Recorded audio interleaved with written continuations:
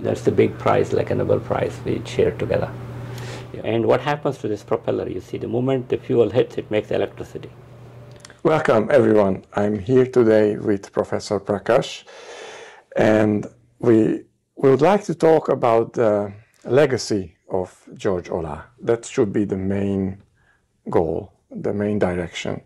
How are you today? I'm fine. I think if he would be with us today, he would say he's proud of you. Why do you think that is? Yeah, the reason is George Oláh and I been together. I came to his group in 1974. 74, yeah. The United States, to a town called Cleveland, Ohio, where Professor Oláh was already a professor at Case Western Reserve University.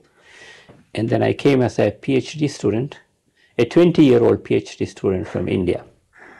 And the moment I joined this group, we were together for more than 40 years. And we did a lot of chemistry together, and we did a lot of discoveries together, and we also enjoyed doing research together. If you compare liquid hydrogen, liquid methanol, liquid hydrogen at minus 254 degrees Celsius, methanol at room temperature, methanol carries twice the energy density of hydrogen. How would you describe his legacy here? His legacy, of course, as a good human being, his legacy is wonderful. He has done a lot of good deeds in his life. But for the chemistry community and to the rest of the world, his legacy is, of course, he got the Nobel Prize for developing this carbocation chemistry in superacids. But later on, his legacy is, we have a big problem facing the world right now, the greenhouse problem. And George Oláh gave a fantastic footprint how to solve the greenhouse problem through a concept called the methanol economy. And methanol can substitute petroleum for all kinds of uses. In fact, methanol is the fuel of choice for internal combustion engines. For example, it can replace gasoline. It's a high octane fuel. In fact, all race cars used to use methanol. So modern cars can run on methanol without any change. And it gives you much better, properties. For example, the emissions are very clean. It does not make any nitrogen oxide, NOx. And also, it does not make any particulate emission. And it is also high octane, means better performance. All these things make a fuel to substitute gasoline. It's also a substitute for diesel with little modification, and it gives you much higher torque. That means the engine footprint could be smaller, and also diesel engines are emissions are very bad. Yes. They make NOx, they make particulate emissions, incomplete formaldehydes and things like that, whereas methanol combustion is very fast, very good. And also, methanol could be used to make electricity at room temperature using a technology we developed at this institute with George Oláh as one of the investigators, the direct methanol fuel cell. At room temperature, we can make electricity using liquid methanol. And this is methanol in water. I take a little bit of it, and I'm going to inject it to this anode compartment. And what happens to this propeller? You see, the moment the fuel hits, it makes electricity. And this was invented here. George Oláh, myself, NASA people, NASA co-workers and all that.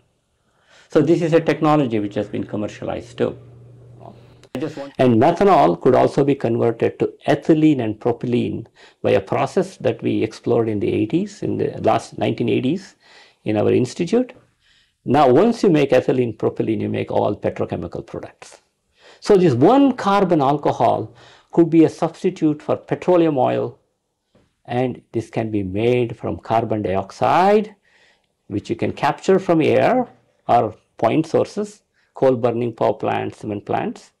And you can, with hydrogen, which can generate using green energy from electrolysis of water, so you can make methanol.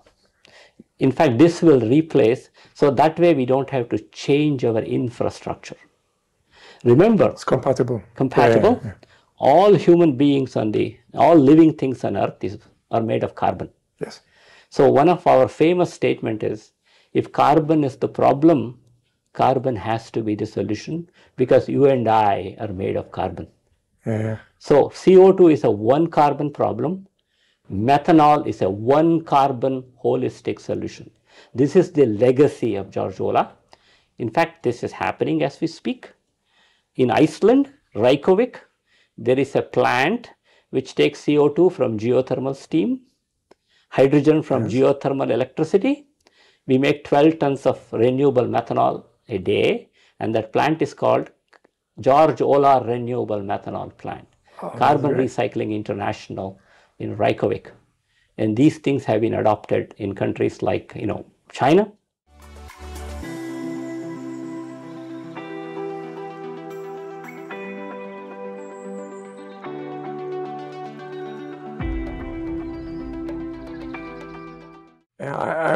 I'm continuously smiling because it is so amazing what you do.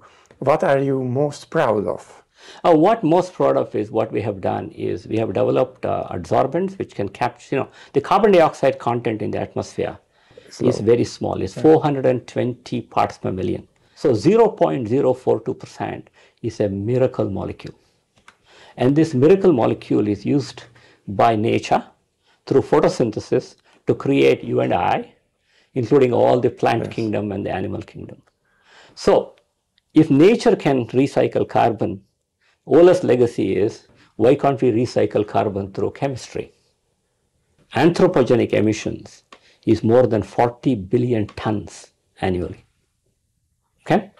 So we have plenty of CO2. Only thing is it's in a very dilute form. Yes. So one of the prime research in the local institute, which we started when George Oláh was alive, how to capture selectively carbon dioxide from air at room temperature and then release it at about 70 to 90 degrees Celsius and then concentrate the CO2 in a bottle at 99% purity. And this has been achieved. In fact, we have already commercialized this process for certain applications. And also, once you capture CO2 with hydrogen, you can make methanol, methane, all these green fuels. And this is also a big ongoing project at the local institute, which began when George Oláh was alive. This will continue. His legacy is continuing at the local institute. And also, what we have developed lately is we can capture CO2 directly from the air into a solution. CO2 is considered a weak acid. And if you have a basic media, like you have sodium hydroxide or potassium hydroxide in aqueous media, you bubble air. You can quantitatively capture CO2 as carbonate bicarbonate mixtures. I call it washing soda and baking soda. You can make it. But to release CO2, you have to heat baking soda and washing soda at high temperature. So you need energy. But what we have developed in the institute is we can make this washing soda, baking soda from air. With a catalyst and hydrogen, we can directly convert it to methanol or methane. But the base is regenerated for subsequent capture. This is called integrated capture and conversion. This will be a game changer to make methanol from air.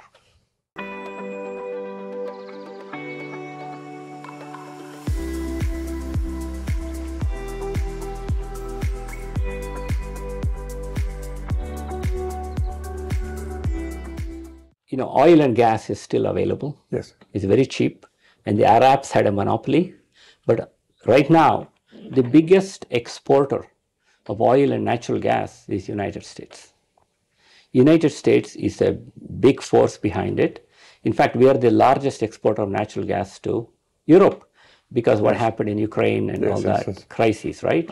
We replaced Russia to be an exporter of natural gas. And the United States is also finding more and more shale oil and shale gas. So we're very flush with fossil fuels. Okay? Still. Yeah. So the industries, the way the economies are set up, they're not interested in adopting this idea. See, the beauty about methanol economy is you don't have to change your infrastructure very well. One of the biggest costs to go to a new paradigm, infrastructure change, you have to create everything new. In fact, there are 1.3 to 1.5 billion private automobiles which run on gasoline. To make all of them electric, how much carbon you're going to put? You need to extract lithium, make batteries, you need to redo the cars. New wires, new this thing, transmission and all that. So if you think about it, just coming up with a renewable fuel, which is green, just like biofuel, yes, biomass and things like that. This will be a fantastic thing, and it will happen. And human beings are not very proactive. We are only reactive when we have a crisis. The crisis point we have not reached yet. Yeah, and all this should happen in market conditions. Yes, exactly. Yeah. And also methanol right now is mostly made from coal and natural gas by a process called reforming processes and all that. So that is a lot cheaper.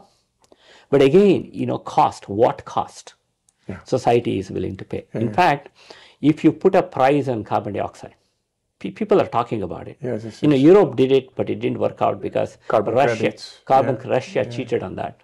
It didn't work out. But if you work out carbon credits, the lowest hanging fruit is the methanol economy concept. Because also we human beings, we don't like easy solutions. We always want complex solutions. Because nobody likes a low hanging fruit. Everybody likes the fruit at the top of the tree. This is the problem, because what George Olah's legacy is, he came up with a workable, a low hanging fruit solution. Which I think will save the world, in my opinion.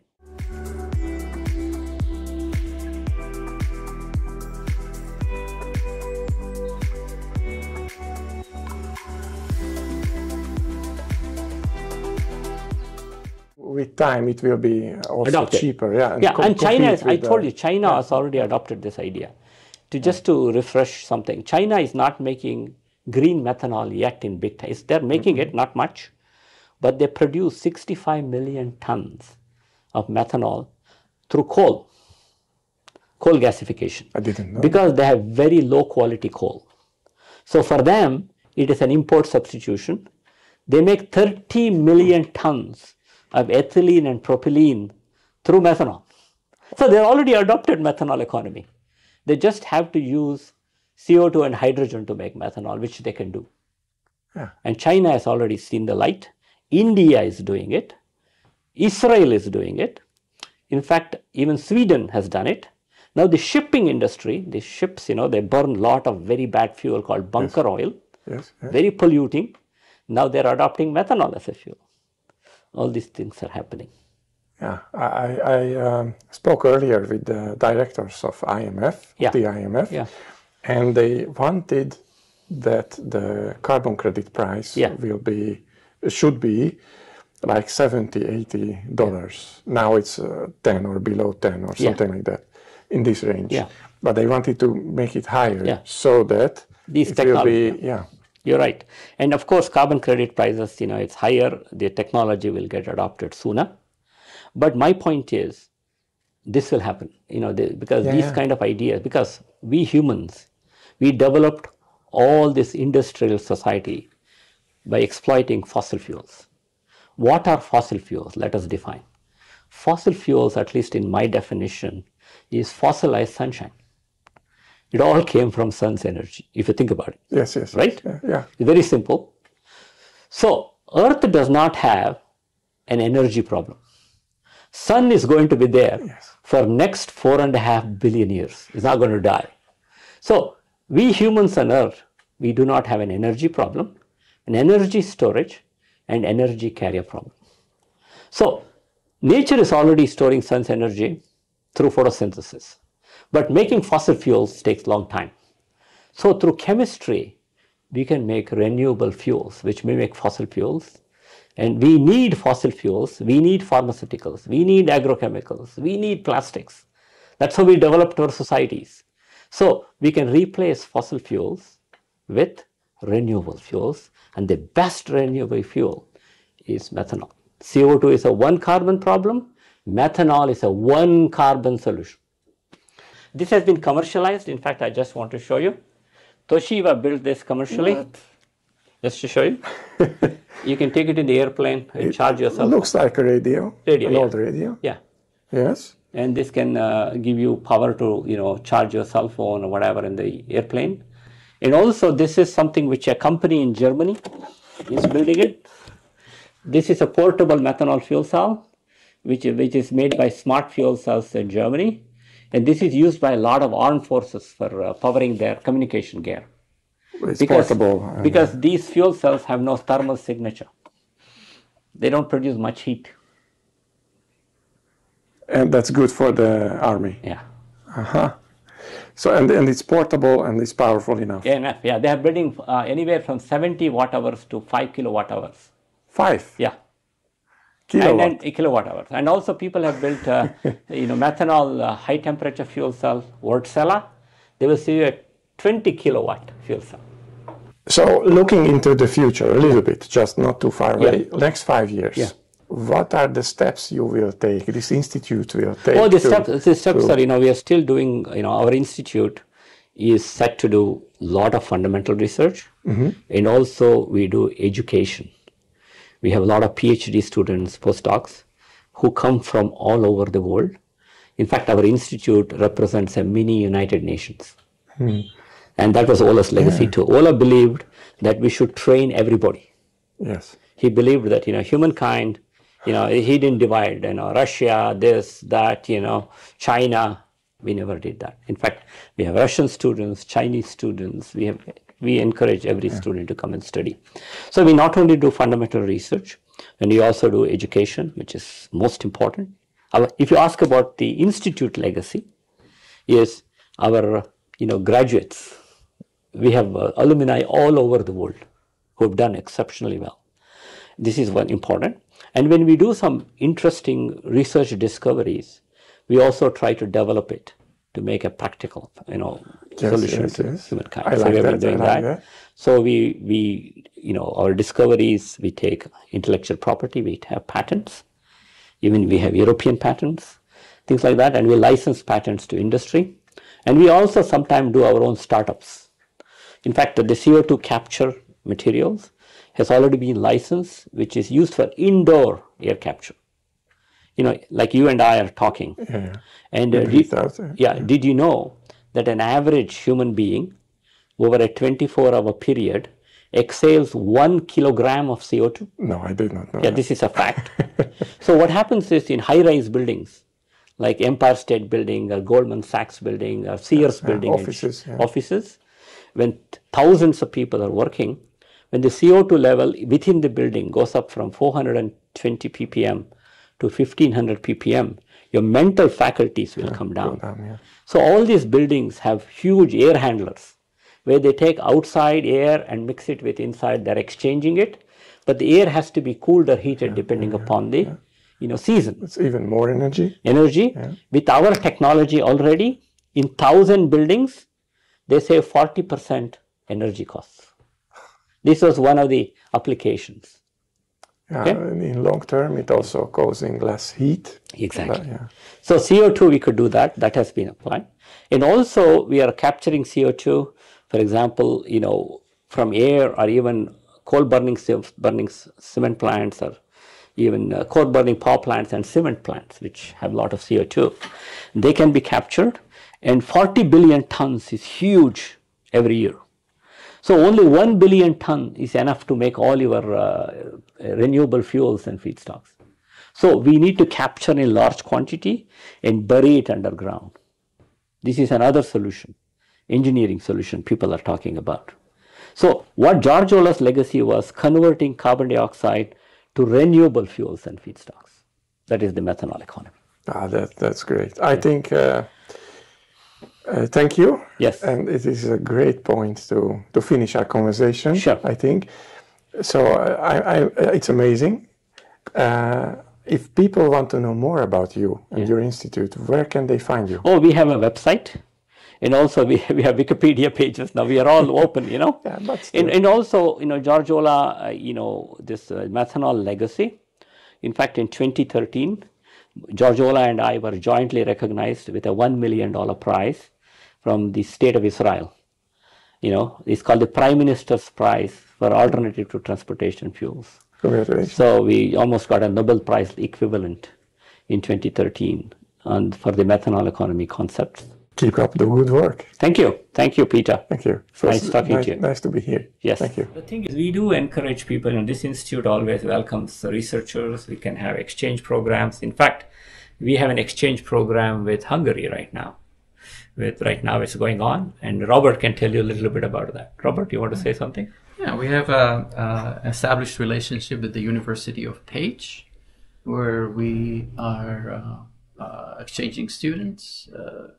Today, actually 2 years ago, we had the first student joining this program. We call them Oláh Fellows, right? George Yes, Oláh Fellows. we call them the George Oláh Fellows. And we hope to continue this in the indefinite future. We're trying to build systems that will survive us so that they become impactful.